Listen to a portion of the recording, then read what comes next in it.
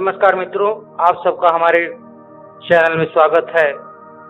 जैसा कि आप सबने शीर्षक को देखकर समझ ही लिया होगा कि पुत्र प्राप्ति के लिए किस प्रकार से संभोग किया जाना चाहिए। जैसा कि महर्षि स्वामी दयानंद सरस्वती अपने संस्कार विधि में लिखते हैं, गर्भाधान प्रकरण में वह कहते हैं कि उत्तम संतान प्राप्त करने का मुख्य हेतु यथोक्त वधू वर के आहार पर निर्भर करता है। इसलिए पति पत्नी अपने शरीर आत्मा की पुष्टि के लिए बल और बुद्धि आदि की वर्धक सर्वौषधि का सेवन करें। सर्वौषधि ये है 2 खंड आबा हल्दी, दूसरी खाने की हल्दी, चंदन मूरा। यह नाम दक्षिण में प्रसिद्ध है। कुष्ठ, जटामासी, मोरबेल, यह भी नाम दक्षिण में प्रसिद्ध है। शिलाजीत, कपूर, मुस्ता, भद्रमोद।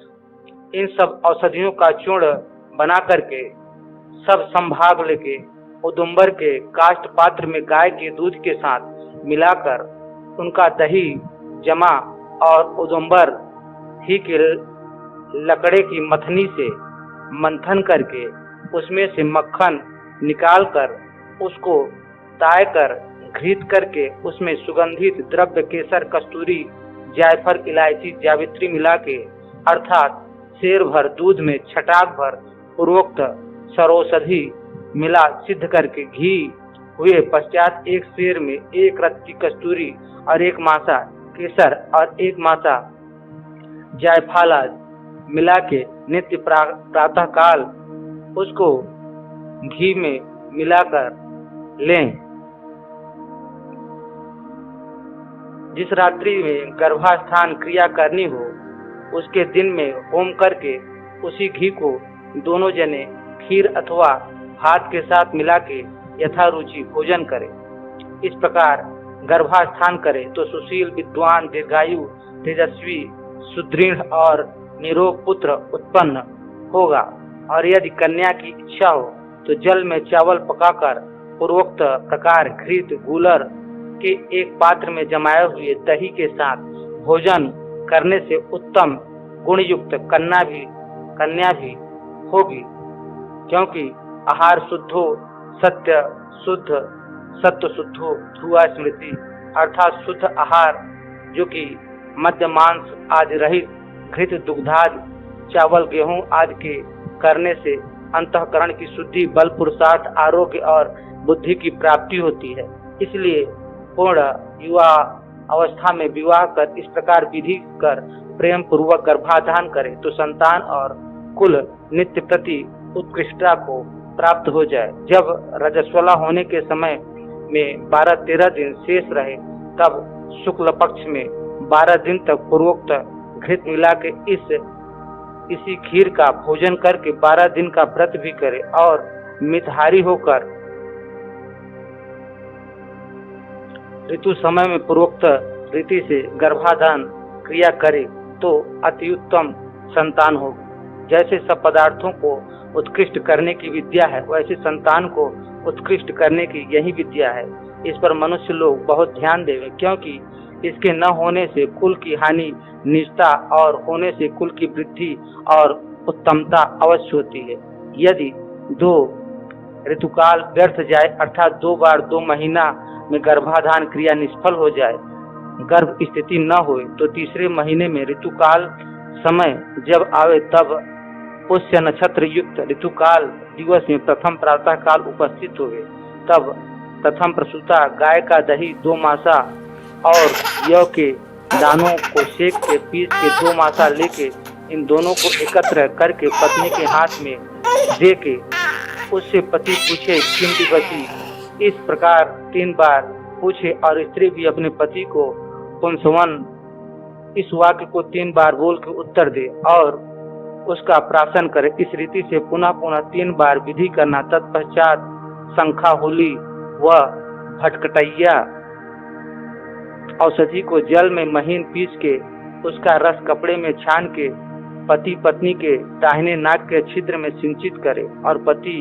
ओम इयमोषधि त्रायमाणा सहमाना सरस्वती अस्या अहम बृहद्या पुत्रम पितुरिव नाम जग्रभम।